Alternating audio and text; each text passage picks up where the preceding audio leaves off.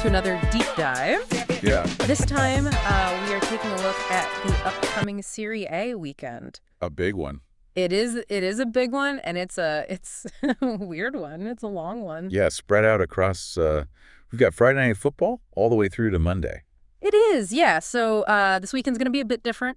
We're going to have, digest. Yeah, we're going to have a lot to break down, but we've gone through all the previews, all the injury updates and whatnot, and we're going to try to extract some key insights to give you an idea of what to expect this weekend without, boring you with too much detail. Absolutely. Yeah.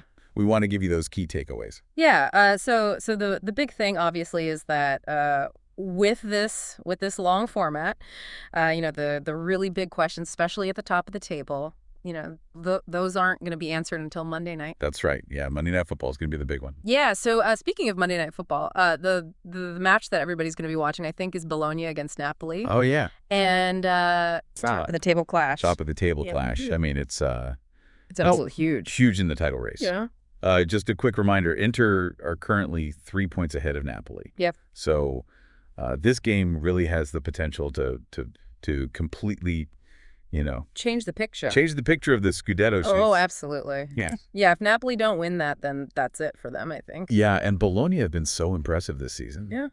It's... Yeah, they've been fantastic. A real surprise package. Yeah, so for Napoli, every match now is like a must win. It's a must win. Yeah. Got to get those 3 points. Yeah, so that tactical battle and the mental side of things as well, playing under that Monday night pressure. Oh, yeah, it's going to be fascinating. That's going to be very compelling to watch. Can't wait. But before we get to Monday night, let's focus on Inter's Saturday afternoon clash against Parma. Oh, yeah. This one has a really, really intriguing backstory, I think. Absolutely. Parma's new coach is Christian Chivu. Inter legend. Yeah, who Inter fans will immediately recognize from the Triple winning team. Yeah, so that adds like a real unique dynamic to the fixture, I think. Yeah. For sure. He knows Inter inside out. Yeah. So it'll be interesting to see what he does. Yeah, and also historically Parma's home ground, the Tardini. Oh yeah. Notoriously difficult place for Inter to go. Yeah, so that's another little layer of intrigue, I think. For sure. Yeah, absolutely. Now, looking at Inter's squad for Saturday, they do have some significant absentees. Yeah, quite a few. Barella is suspended. Big mess. Dumfries is out. Zielinski is out. Taremi is out. Wow. So that's a lot of firepower missing. Yeah, and particularly, kind of in that engine room. Yeah, definitely. Lautaro Martinez has returned to training, which is obviously, a positive sign. Good news. But he's likely to start on the bench. Yeah. Probably ease him back in. Yeah. And Marco and Arnautovic are both carrying knocks and were rested in the Coppa Italia, so their availability is uncertain. So quite a few uncertainties. Yeah, so quite a depleted squad there for Inter. Definitely a test of their depth. Yeah. Yeah, some real key players missing there. Yeah, so that's going to be really interesting to see how they adapt to that. Absolutely. And it'll be interesting to see how Chivu approaches it as well. Yeah. Yeah. Does he go on the attack? Does he sit back? Yeah, for sure. It's going to be fascinating. Yeah. On the Parma side, though, things seem to have taken a positive turn since Chivu's arrival. They have, yeah. They won their only match under him so far. A good start. And pretty impressively, it was against Bologna, who, as we mentioned, have been a really tough nut to crack this season. Absolutely. So that kind of suggests that the players have responded well to his coaching.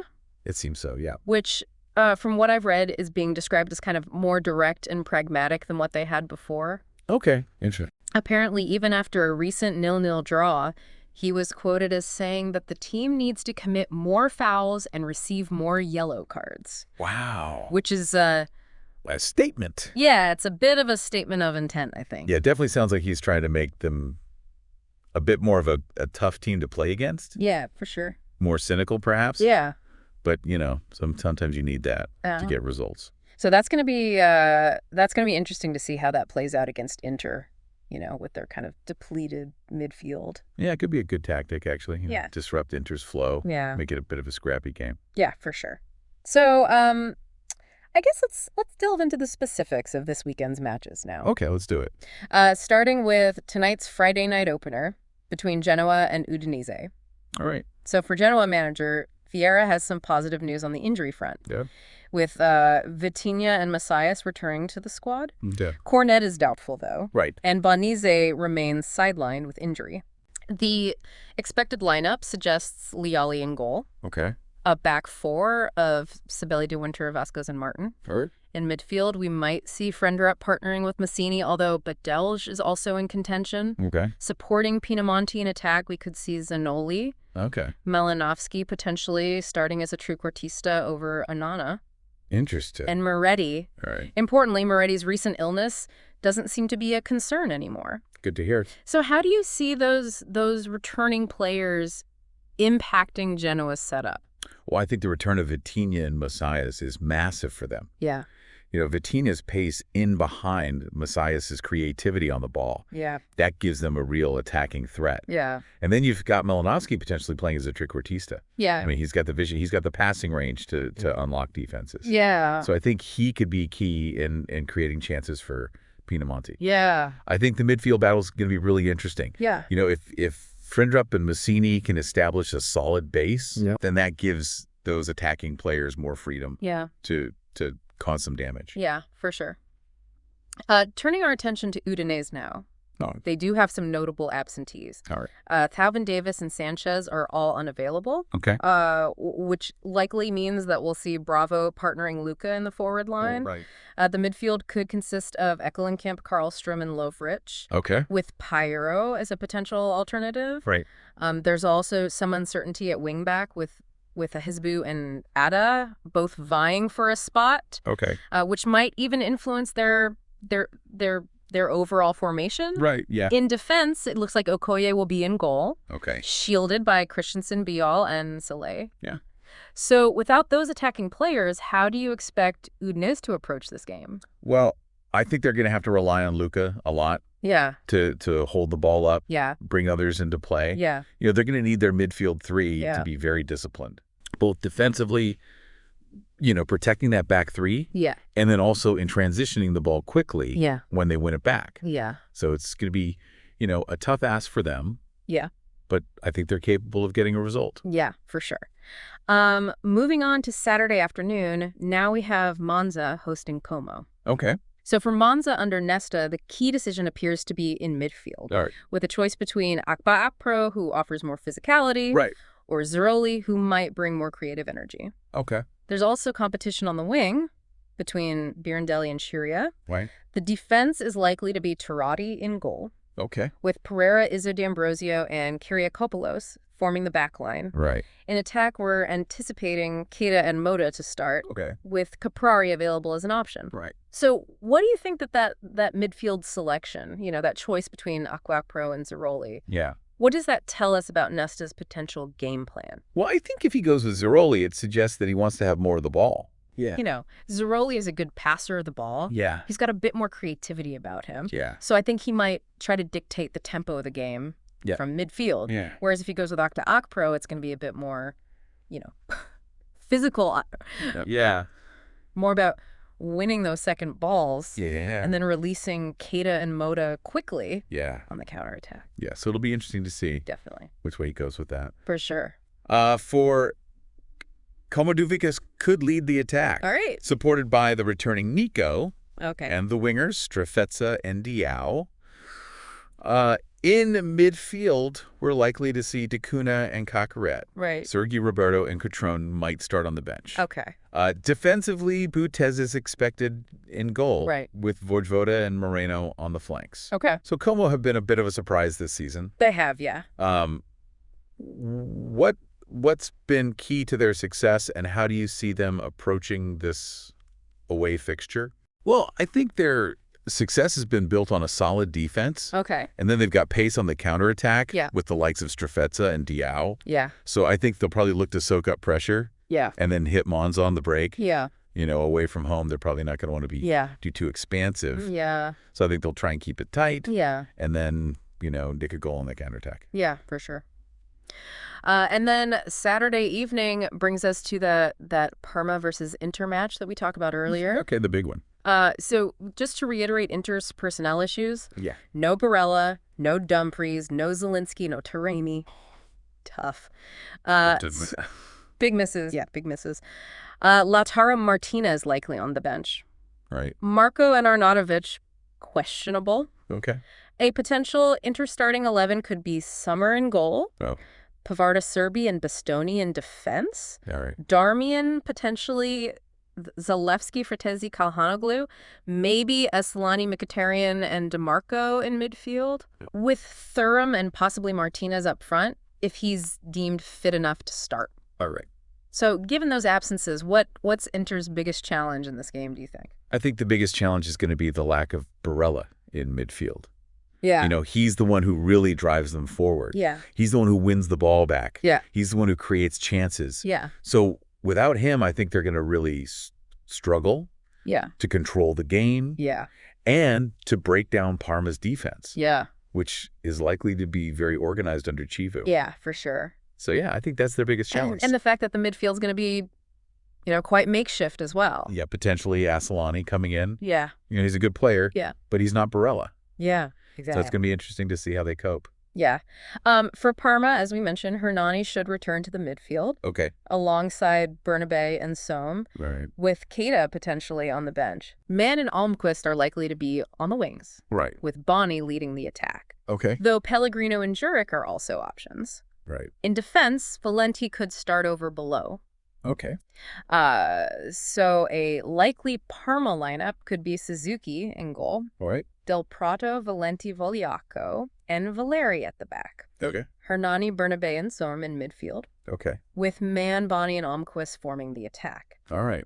So how do you see Chivu setting up tactically against his farmer club? Well, I think given what he said about being more pragmatic Yeah. and his knowledge of Inter, Yeah. I think he's going to set them up to be very defensively solid. Okay. They're going to try and frustrate Inter, Yeah. hit them on the counterattack. Yeah. They've got pace on the wings with Mann and Almquist. Yeah. So I think they'll look to exploit that, Yeah. if Inter leave any space at the back. So Yeah. I think it's going to be a very, cagey affair. Yeah. Parma are going to be very disciplined. Yeah. They're going to try and make it difficult for Inter Yeah. and then hope to nick a goal on the break. Yeah. And Bonnie's going to have to do a good job up front. Yeah, he's going to have to hold the ball up, Yeah. bring others into play. Yeah, for sure. So moving on Saturday night, now we have Milan hosting Fiorentina. Okay. Milan will be without Jimenez due to suspension. Okay. And Musa is recovering from illness but could feature. Right. Their potential lineup looks like Mignon in goal, Okay. Walker Gabbia, or maybe Pavlovic, Theo, and Hernandez in defense. Yep. Fofana, potentially Musa and Bondo in midfield, Okay. with Pulisic Reinders and possibly Leo or João Felix supporting Abraham, or maybe Jimenez up front. Right. Milan have been a bit inconsistent at home recently. They have, yeah. So what do they need to do to secure a win here, do you think? I think they need to find a bit more consistency in attack. Okay. They've got a lot of quality going forward, Yeah. but they're not always clicking. Yeah. So I think they need to find a way Yeah. to get those players on the same wavelength. Yeah. And then defensively, I think they just need to be a bit more solid. Yeah. They've conceded a few too many sloppy goals Yeah. at home recently. So if they can tighten up at the back Yeah. and then find a bit more fluency in attack, Yeah. I think they'll be fine. Yeah, for sure. Fiorentina, on the other hand, are optimistic about Gozens starting despite a knee issue. Okay. Their expected lineup could be De Gea in goal, Right. Pongracic or Kamutsu Mari and Ranieri at the back, Okay. Dodo, Fagioli, Cataldi, Mandragora, and possibly Gozens or Parisi in midfield, Right. with Keane and Goodmanson leading the attack. Okay. So Fiorentina are pushing for European places. They are, yeah. What are their strengths that could trouble Milan, do you think? Well, I think their midfield is very strong. Okay. Cataldi and Mandragora, Yeah. very solid defensively, Yeah. but they can also play. Yeah. And then Fagioli, Yeah. he's a real creative spark. Yeah. So I think they can cause Milan problems in midfield. And then up front, Keane's pace is always a threat. Yeah. And Goodmanson's a good player as well. So I Yeah. think they've got enough going forward Yeah. to hurt Milan. Yeah, for sure. Sunday kicks off early with Lecce hosting Venezia. Okay. So for Lecce, Ramadani is favored to start in midfield over Berisha and Pire. Sure. Carlson and Tetmarente are competing for a spot alongside Pirati and Kristovic in attack. Okay. Gaspar looks likely to start in defense. All right. So their possible lineup is Falcone in goal, Cool. Gilbert, Bashirato, Gaspar, and Gallo in defense, All right. Koulibaly, Ramadani, and Helgason in midfield, Okay. with Pirati Kristovic and either Carlson or Tet Morente up front. All right. So this is obviously a massive game at the bottom of the table. Yeah, 6-pointer. Yeah, so what's the significance of Ramadani potentially starting, do you think, for Lecce? Well, I think it means that they're going to be very solid in midfield. Okay. Ramadani's a good ball winner. Yeah. He's got a lot of energy. Yeah. So I think he'll provide a good screen for the defense. Okay. And then that allows the likes of Pirati and Kristovic Yeah. to get forward and try and score goals. Okay. So, yeah, I think it's a good sign for Lecce. Yeah, for sure. Venezia see Nicolassi Caviglia return from suspension. Good news for them. And he should slot straight into midfield alongside Perez and either Buzio or Doumbia. Right. Zerban and Ellertson could be on the wings. Okay. Idzes will lead the defense. All right. Oristanio's expected to support Fila in attack, Okay. with Yaboa and Gitjer as options from the bench. Right. So their likely lineup is Radu in goal, Okay. Xingtian, Idzes, and Kande at the back, Right. Zerban, Perez, and Nicolassi Caviglia, Buzio, and Ellertson in midfield, Okay. with Orstanio and Fila up front. All right. So Nicolassi Caviglia's returns a boost for Venezia. Definitely. What does he bring to their midfield? Well, he's a very creative player. Okay. He's got good vision, Yeah. good passing range. Yeah. He can unlock defenses. Yeah. So I think his return is massive for them, Yeah. especially in a game like this, Yeah. where they need to create chances. Yeah, for sure. Sunday afternoon brings us two matches kicking off at the same time. Okay. First, we have Torino hosting Verona. All right. So Torino might start Walukiewicz over Pedersen in defense, Okay. with Coco and Maripan in the center. Right. Cassidy and Ricci are expected in midfield, though Janitis is an option. Yep. Elmas and Lazaro could be on the wings, Right. with Vlasic playing as the trequartista behind Adams. Okay. So Torino, under their new coach, are known for their defensive solidity. Yeah, very organized. Yeah. So how does Vlasic fit into that kind of often pragmatic approach, do you think? Well, I think he's the one who provides the creative spark. Yeah. He's the one who can unlock defenses. Yeah. He's the one who can create chances for Adams. Yeah. So I think he's a very important player for them. Yeah. Even though they are quite defensive, Yeah. you still need someone to create. And I think Vlasic is that player. Yeah, for sure. Verona are without Ferroni, Suslov, and Nyase due to injury. Okay, big misses. Yeah. Dawidovic is likely to slot into midfield alongside Duda and Bernet. Right. Golardi could start in defense with Coppola and Valentini. Okay. Chechua and Berdoric are likely to be the wingbacks. Right. Tangstedt might start alongside Sar in attack. Okay. So Verona have been fighting hard to stay out of the relegation zone. They have, yeah. What's the biggest challenge heading into this away game, do you think? Well, I think the biggest challenge is going to be overcut on those injuries. Yeah. Especially Suslov. Yeah. He's a very creative player. Yeah. So without him, I think they're going to struggle to create chances. Yeah. They're going to have to be very resilient defensively. Yeah. And then hope to nick a goal on the counterattack. Yeah. But it's going to be tough for them. Yeah, for sure. Also on Sunday afternoon, we have Empoli taking on Cagliari. Okay. So Empoli will have Vasquez in goal due to Silvestri's injury. Giassi and Fazzini are suspended. Okay. Big misses. So Sambia might start on the right wing. Right. Kakesi's expected to support Esposito and Kwame, who's favored over Colombo. Right. Grassi and Henderson should be in midfield. Okay. So Empoli are in real trouble near the bottom of the table. They are, yeah. How significant are those suspensions for them, do you think? Well, they're massive. Yeah. Gassi and Fazzini are two of their most important players. Yeah. So to be without them Yeah. in a game like this is Yeah. a huge blow. Yeah. They're going to have to rely on other players to step up, Yeah. but it's going to be very difficult for them. Yeah, for sure. Cagliari have recovered Zappa, who could start in defense alongside Mina and Luperto. Okay. Zortea and Argello are likely to be the wingbacks with Prati in midfield. Right. Viola is expected to support Piccoli in attack with Felici and Luvumbo competing for the final spot. Okay. So Cagliari have picked up some crucial wins recently. They have, yeah. What's been the key to their improved form, do you think? I think they're defending better Okay. and they're taking their chances. Yeah. Pickley's been in good form. Yeah. He's scoring goals. Yeah. And I think the team as a whole Yeah. is playing with more confidence. Yeah. So, yeah, I think they're in a good place at the moment. Yeah, for sure.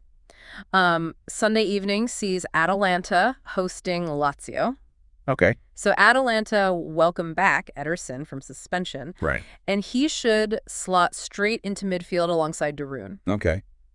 Bellanova and Zappacosta are likely to be the wingbacks, All right. though Cuadrado and Ruggeri are options. All right. Retegui is expected to lead the attack, All right. supported by Lookman and De Ketelaere. Okay. Hennion should start in defense with Posch out. Right.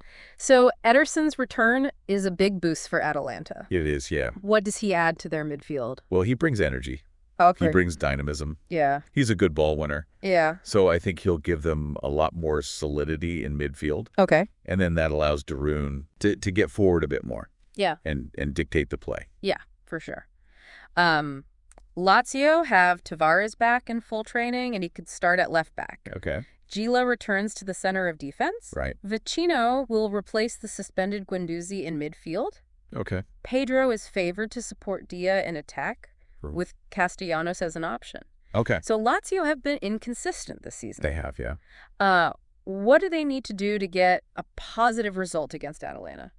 Well, I think they need to be very disciplined defensively. Okay. Atalanta are a very good attacking team. Yeah. So they're going to have to be at their best Yeah. to keep them quiet. Yeah. And then I think they need to try and control the midfield. Yeah. You know, Guendouzi's a big miss for them. So Yeah. they're going to have to find a way Yeah. to make up for his absence. Yeah. And then up front, I think they need to provide good service to Dia. Yeah. He's a good finisher, Yeah.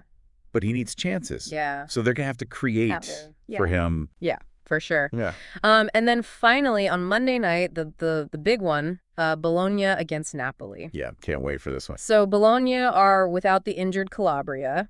So Holm will likely play on the right of defense. Okay. Lukumi should be in central defense, and Skorupski is expected in goal. Right. Ferguson is questionable with Pobega as an alternative. Okay.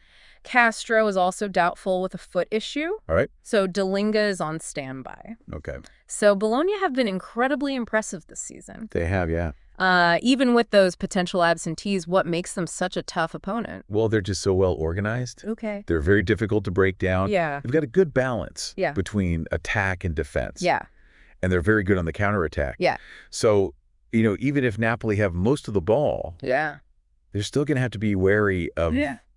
Bologna hitting them on the break. Yeah, and they've got so much pace on the wings as well. Yeah, Orsolini and Doye. Yeah. They're both very dangerous players. Huh. Yeah, so that's going to be a real... Test for Napoli's fullbacks. Yeah, for sure. Napoli, as we mentioned, should have Labaka fit. Good news. McTominay is also expected to return to midfield. Right. Neres is favored over Raspadori in attack. Okay. Oliveira should start at left back with Spinazzola unavailable. Right. So their likely lineup is Meret in goal, Okay. Di Lorenzo, Armani Buongiorno, and Oliveira in defense. All right. Zambo, Anguissa, Lobotka, and McTominay in midfield, Okay. with Politano, Lukaku, and Neres leading the attack. Right. So Napoli are chasing Inter at the top. They are, yeah. What's crucial for them to get a win in this really high-stakes match? Well, I think they need to control the midfield. Okay. You know, Labaka's return is massive for them. Yeah. He's the one who makes them tick. Yeah. So if he could dictate the tempo, Yeah. then I think they'll be in a good position. Yeah. But they're also going to have to be wary of Yeah. Bologna's counterattacking threat. Yeah. So they can't afford to be too open. They need to find the right balance Yeah. between attack and defense. Yeah.